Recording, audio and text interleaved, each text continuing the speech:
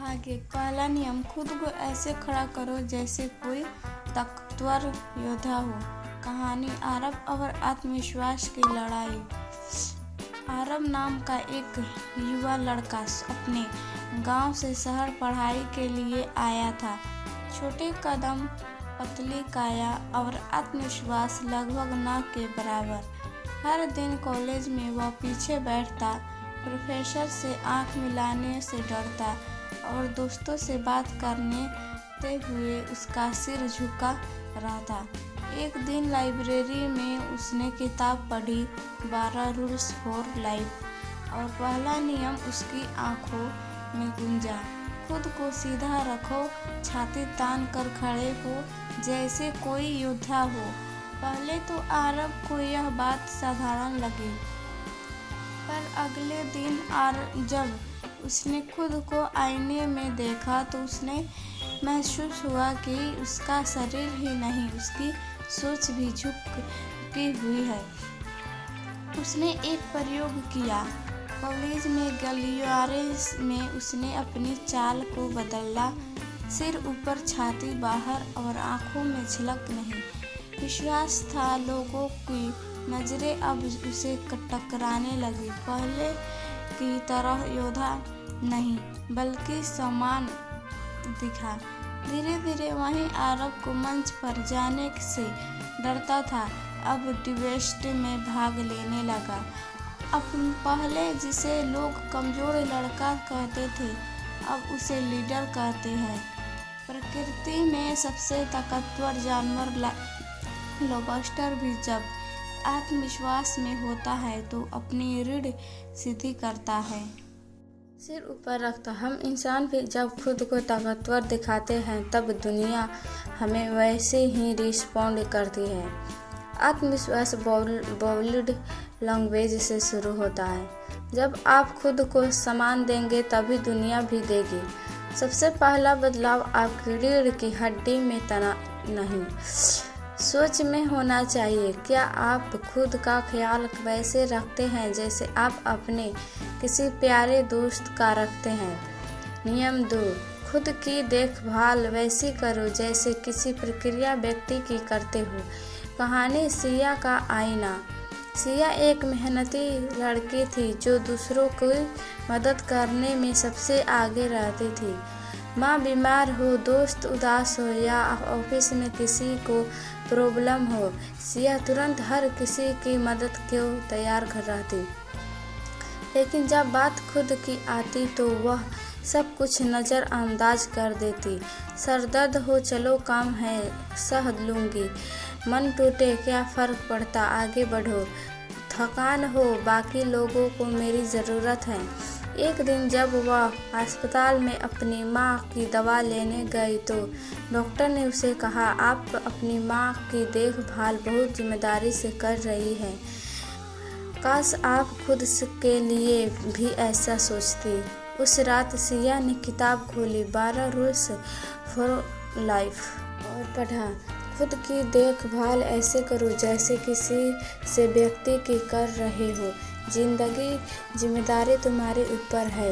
ये बात उसके दिल में गुज गई। अगली सुबह सिया ने पहली बार अपना नाश्ता समय पर किया। फिर ऑफिस में ना कहना सीखा। जब थकी होती तो अतिरिक्त काम मना कर देती। रात को डायरी में लिखा, अपनी भावनाओं को समझने लगी। धीरे धीरे वह जान गई, मैं किसी की मदद तभी कर सकती हूँ जब मैं खुद टूट न जाऊँ। अब वो वहीं सिया थी, लेकिन पहले से ज़्यादा मजबूत और खुद से प्रति दयालु। जब हम किसी परिजन को दवा देते हैं तो वह सुनिश्चित करते हैं कि वह सही समय पर ले, लेकिन जब बात खुद की आती है तो हम अक्सर लापरवाह हो जाते हैं। अगर हम अपने आप को वैसा ही समझें जैसे कोई कमज़ोर लेकिन प्रिय दोस्त, तो हम खुद को भी प्यार और देखभाल देना शुरू कर देंगे। खुद की उपेक्षा मत करो क्योंकि तुम भी ज़रूरी हो। आत्मसम्मान का मतलब है स्वयं की देखभाल करना। खुद से वैसे पेश आओ जैसे आप अपने छोटे भाई बहन या किसी दोस्त से करते हो। अपने पास ऐसे लोगों को रखो जो तुम्हारे भले की कामना करते हैं और ऐसे लोगों से दूर रहो जो तुम्हें नीचे गिराते हैं। नियम 3, ऐसे दोस्त को चुनो जो आपके भले की कामना करते हैं। कहानी विवेक और नकली दोस्ती की पहचान। विवेक एक साधारण परिवार से था, लेकिन उसके तो सपने बड़े थे। इंजीनियर बनना चाहता था, दिन रात मेहनत करता, पढ़ाई करता, नोट्स बनाता। लेकिन उसके 3 खास दोस्त रोहन, समीर और राज हर वक्त मजाक उड़ाते। तू तो बड़ा साइंटिस्ट बन जाएगा, इतना पढ़कर भी क्या उखाड़ लेगा, चल छोड़, चल पबजी खेलते हैं। धीरे धीरे विवेक के मन में भी शक आने लगा, क्या मैं वाकई कुछ कर सकता हूँ। एक दिन वह लाइब्रेरी में बैठा तो उसकी नज़र एक लाइन पर पड़ी, सच्चे दोस्त वो होते हैं जो आपके गिराने पर हंसते नहीं बल्कि उठाने के लिए हाथ बढ़ाते हैं। ये लाइन थी जॉर्डन पीटरसन की किताब थी विवेक का आत्मसंरक्षण। विवेक ने सोचा, जब मैं किसी एग्जाम में फेल होता हूँ ये लोग मुझ पर हंसते हैं, जब कुछ अच्छा होता है तो जलन से मजाक उड़ाते हैं। क्या ये दोस्ती है? वो समझ गया ये लोग उसके सपनों की सीढ़ी नहीं, रुकावट हैं। अगले दिन विवेक ने उसने दूरी बना ली। कॉलेज में उसने 2 नए लोगों से दोस्ती की, माया और नील, जो पढ़ाई में अच्छे थे, उसके प्रति करते थे, उसकी मेहनत को सराहते थे। धीरे धीरे विवेक की सोच, आत्मविश्वास और रिजल्ट बदलने लगे। आज वह एक सफल इंजीनियर है और वो कहता है, मैंने अपना जीवन तब बदला जब मैंने अपनी संगत बदली। अगर आपके दोस्त आपकी प्रकृति से उजलते हैं या आपकी समस्याओं में आनंद लेते हैं तो वो दोस्त नहीं है। सच्चा दोस्त वह है जो आपकी खुशी से खुशी और दुख में सहारा बने।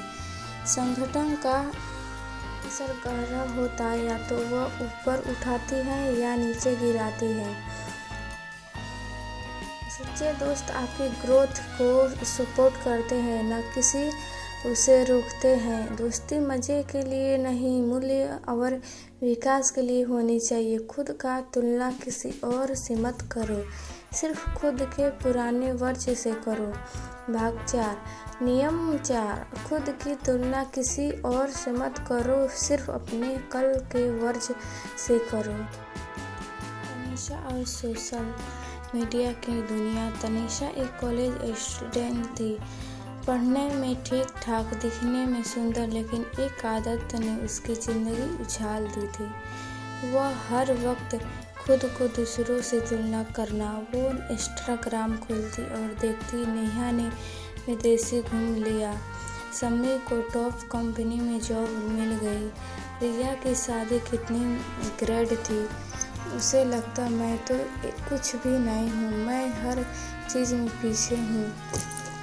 धीरे धीरे उसका आत्मविश्वास गिरता गया और खुद से नफरत बढ़ती गई। किताबें की एक लाइन ने उसे झकझोर दिया, खुद की तुलना किसी और की सफलता से मत करो। आप नहीं जानते उसने क्या संघर्ष किया है, बस खुद से बेहतर बनने की कोशिश करो।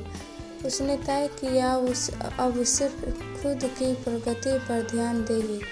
अब तनीषा ने एक नई आदत शुरू की, सेल्फ ट्रैक जर्नल। हर रात उसमें लिखती, क्या नाम सीखा, क्या थोड़ा बेहतर किया, किस सोच को सुधारा। पहले दिन बस इतना लिखा, आज मैं बिना किसी से तुलना किए पढ़ाई की। एक हफ्ते बाद मैंने अपनी बुक फिनिश की, खुद को वर्क हुआ। 1 महीने बाद मैं रिया की प्रोफाइल देखकर दुखी नहीं हुई।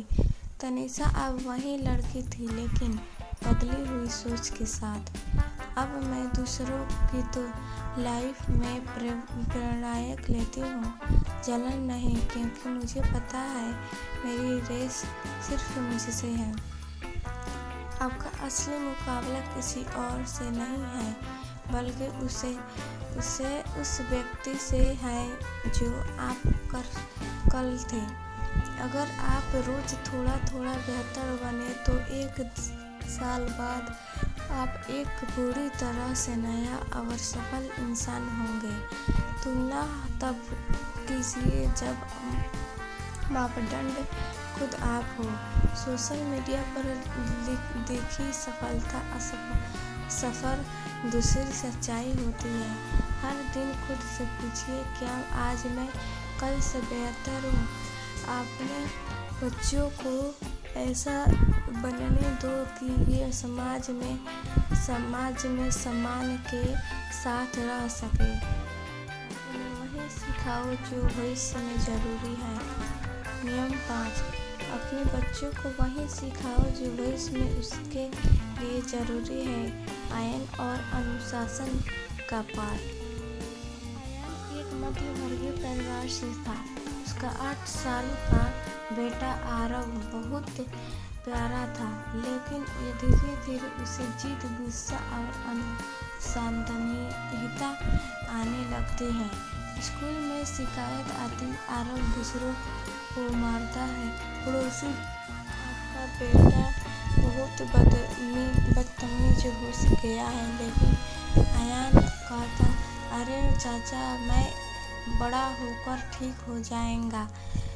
वो हर बार टाल जाता। उसे लगता धैर्य का मतलब है न डांटना न रोकना। एक दिन स्कूल में आरव ने एक छोटे बच्चे को धक्का दे दिया। उस बच्चे को सिर में चोट लगी। प्रिंसिपल ने सख्त शब्दों में कहा, अगर अब भी अपने बच्चे को नहीं सुधारा तो समाज उसे सजा देगा। जॉर्डन पेटरसन की किताब की एक पंक्ति उसे याद आई, अगर आपने अपने बच्चे को घर में ही अनुशासनहीन सिखाया तो दुनिया उसे बहुत कठोर तरीके से सिखाएगी। आयन ने खुद को बदला। अब वो आरव को सीमाएं सिखाने लगा। ये करो, ये नहीं। जिम्मेदार बनना शुरू किया। अपनी चीज़ों खुद संभाले और सबसे ज़रूरी समझाया, डराया नहीं। धीरे धीरे आरव ने जवाब देना बंद किया, जिम्मेदारी लेना शुरू किया।